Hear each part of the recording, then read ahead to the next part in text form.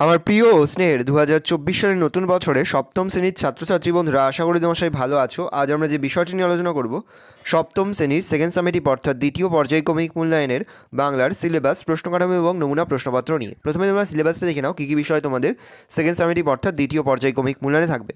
দ্বিতীয় পর্যায়ক্রমিক মূল্যায়নের ক্ষেত্রে ফুল মার্কস থাকবে 25, আর সময় তোমায় থাকবে 50 মিনিট। তোমাদের সাহিত্যমেলা বই থেকে থাকবে কারদোর কদ্দুর, নোট বই, মেঘচোর, দুটি গানের জন্মকথা, কাজী নজরুলের গান, স্মৃতিচিহ্ন আর চিরদিনের। আর মাকু থেকে থাকবে তৃতীয়, চতুর্থ আর পঞ্চম অধ্যায়। আর ভাষাচর্চা থেকে থাকবে বাংলা বানান, নানা রকম শব্দ এবং প্রবন্ধ রচনা। ভালো করে তোমরা সিলেবাসটা দেখে নাও। এবার আমরা নমুনা প্রশ্নপত্রটা দেখে নেব। সরাসরি স্ক্রিনে কিন্তু তোমরা সপ্তম শ্রেণীর সেকেন্ড সামেটিভ অর্থাৎ দ্বিতীয় পর্যায়ক্রমিক মূল্যায়নের বাংলার কোশ্চেন পেপারটা দেখতে পাচ্ছ। ফুল মার্কস তোমাদের রয়েছে 25, আর সময় তোমাদের রয়েছে 50 মিনিট।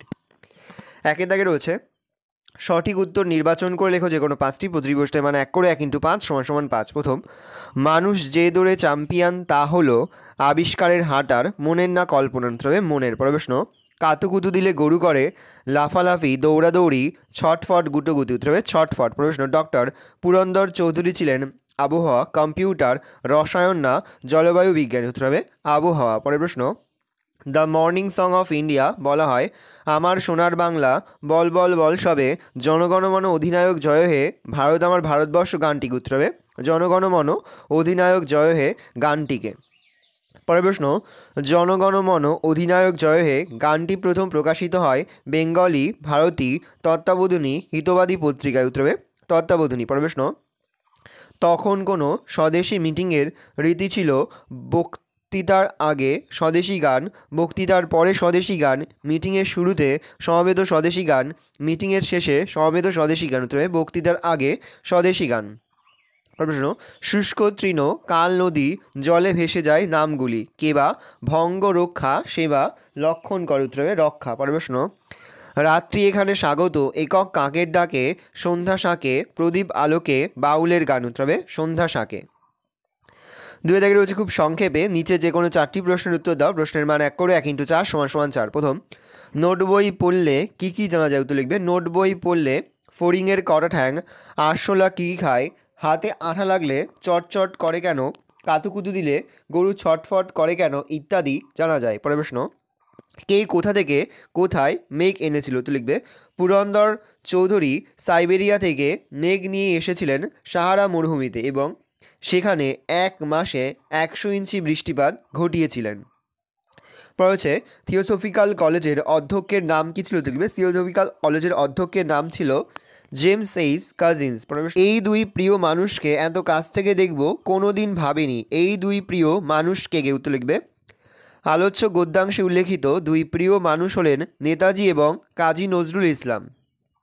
কবিতায় কবি কাদের মূঢ় ও ব্যর্থ মনস্কাম বলেছে। লিখবে যে শাসকেরা ইট হাইপেন পাথরের অট্টালিকা তৈরি করে ভেবেছিলেন নিজেদের অমর করে রাখবেন, কবি তাদেরকেই মূঢ় ও ব্যর্থ মনস্কাম বলেছেন।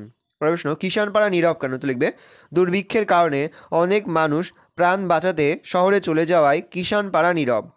3 দাগে রয়েছে নিচে যে কোনো 3টি প্রশ্নের উত্তর দাও। প্রশ্নের মান 2 করে 2 × 3 = 6। প্রথম, ভালো কথা শুনি যেই চটফট লিখি দেয়, বক্তা কোন কোন ভালো কথা নোট বইয়ে লিখে রেখেছিলেন। উত্তর লিখবে বক্তা যে ভালো কথা নোট বইয়ে লিখে রেখেছিলেন সেগুলি হলো ফড়িংয়ের কড়া ঠ্যাং, আরশোলা কী কী খায়, আঙুলেতে আঠা লাগলে কেন আঙুল চটচট করে এবং গরুকে কাতুকুতু দিলে গরু কেন ছটফট করে।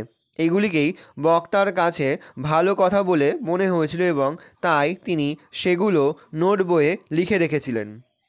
পরের প্রশ্ন, পুরন্দরের মুখটা হাঁ হয়ে গেল কেন। তো লিখবে পুরন্দর চৌধুরী যখন ধাতব বলটি হ্রদে ফেলার উদ্যোগ নিচ্ছিলেন তখন তিনি জানতে পারেন অসীমা আগে থেকেই কম্পিউটার প্রোগ্রামিংয়ে কৌশলে তাদের রকেটটিকে বায়ুমণ্ডলের অনেক ওপরে নিয়ে গেছেন। পারদের সঙ্গে 11টি ধাতু মিশিয়ে তৈরি তার ধাতব বলটি সেখানে ক্রমে ঠান্ডা হয়ে আসছে। যখন পুরন্দর বুঝতে পারেন সুন্দরী মেয়েটি ভাইজি পরিচয়ে তাকে সম্পূর্ণ ঠকিয়েছে, সে কথা বুঝতে পেরে বিস্ময়ে পুরন্দরের মুখটা হাঁ হয়ে গিয়েছিল। প্রশ্ন, সবাই দেখলাম হেদোর কাছেই ভিড় জমাচ্ছে। হেদোর কাছেই জায়গাটির নাম কী ছিল, সেখানে ভিড়ের কারণ কী ছিল। জায়গাটির নাম উদ্ধৃতাংশে উল্লেখিত হেদোর কাছে জায়গাটির নাম ছিল সরকার বাগান। জায়গা ছিল বেরন স্ট্রিটের কাছে। ভিড় জমার কারণ, স্কুলে যাওয়ার সময় হেদো পার্কের কাছে ভিড় দেখে লেখক কৌতূহলী হয়ে ওঠেন। তারপর তিনি লোকজনকে জিজ্ঞাসা করে জানতে পারেন নেতাজি সেখানে বক্তৃতা দিতে আসবেন বলেই এত মানুষের ভিড়। পরে নীরব এখানে অমর কিষানপাড়া। কিষানপাড়া নীরব কেন? কিষানপাড়াকে কবি অমর বলেছেন কেন? কিষানপাড়ায় প্রকৃতি এবং মানুষের জীবন শান্ত, কোনো রকম ব্যস্ততা সেখানে নেই, নেই কোলাহল, তাই কিষানপাড়া নীরব। প্যারা চেঞ্জ করে লিখবে দুর্ভিক্ষের পরেও কিষানপাড়ায় মানুষ আবার কাজের মধ্যে দিয়ে জেগে ওঠে, নিজ নিজ পেশায় কাজ করে চলে।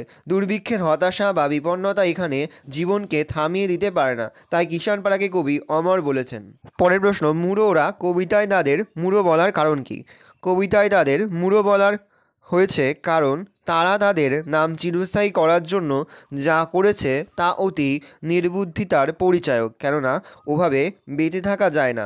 মানুষ মনে রাখে মহৎ কাজকে, মহৎ কাজের মধ্যেই মানুষের স্মৃতি বেঁচে থাকে, কিন্তু যশলোভী মানুষগুলো তা না করে অর্থহীন অট্টালিকা সৌধ নির্মাণ করেছে, তাই তারা মূঢ়।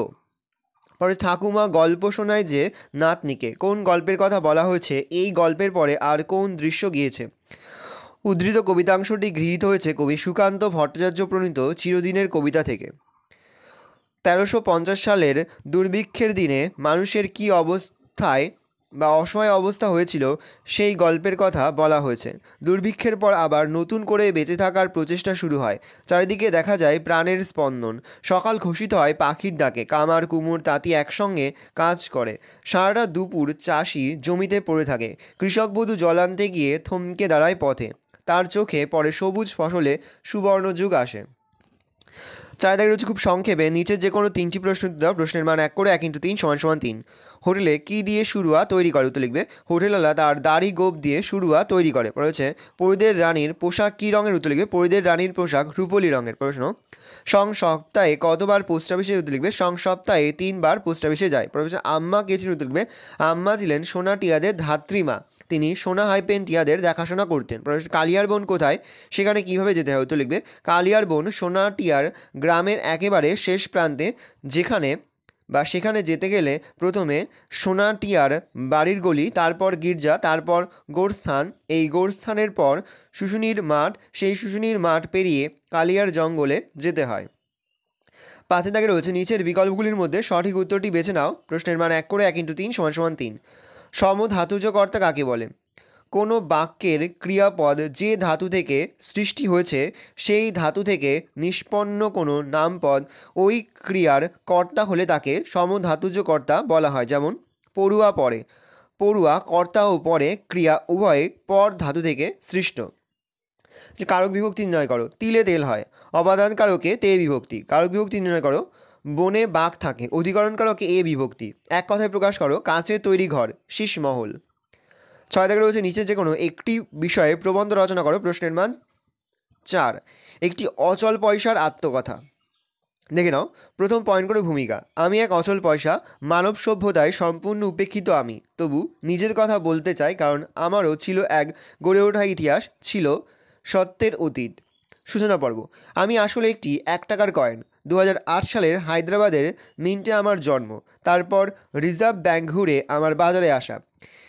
এখনকার আধুলির মতো পুচকে চেহারার কয়েন নয়, আমি ছিলাম বেশ ওজনদার, বেশ গতিশীল ছিল আমার জীবন।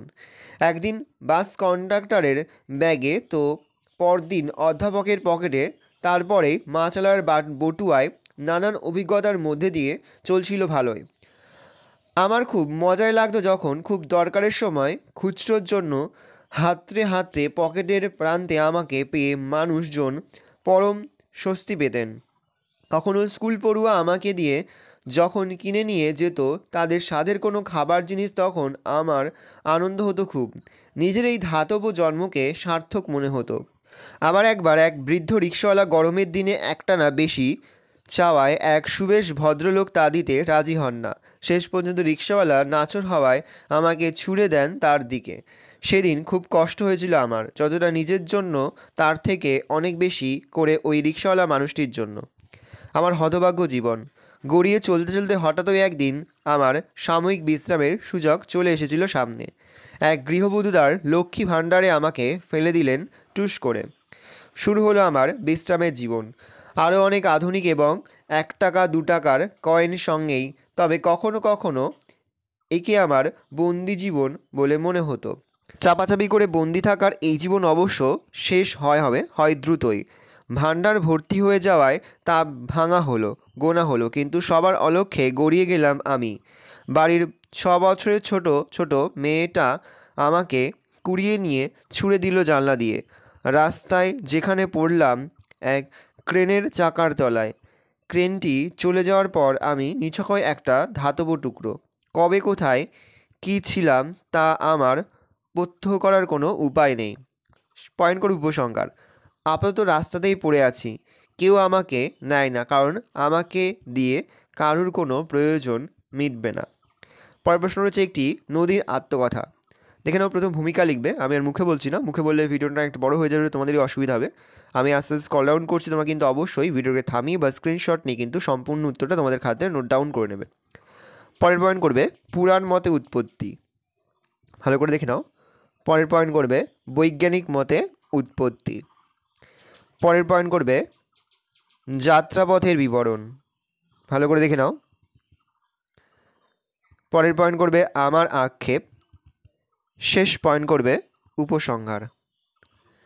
ভালো করে দেখে নাও। এই রয়েছে টোটাল তোমাদের সেকেন্ড সামেটিভ অর্থাৎ দ্বিতীয় পর্যায়ক্রমিক মূল্যায়নের সপ্তম শ্রেণীর বাংলার কোশ্চেন পেপার। ভালো, তোমরা কোশ্চেন পেপারটা দেখে নাও।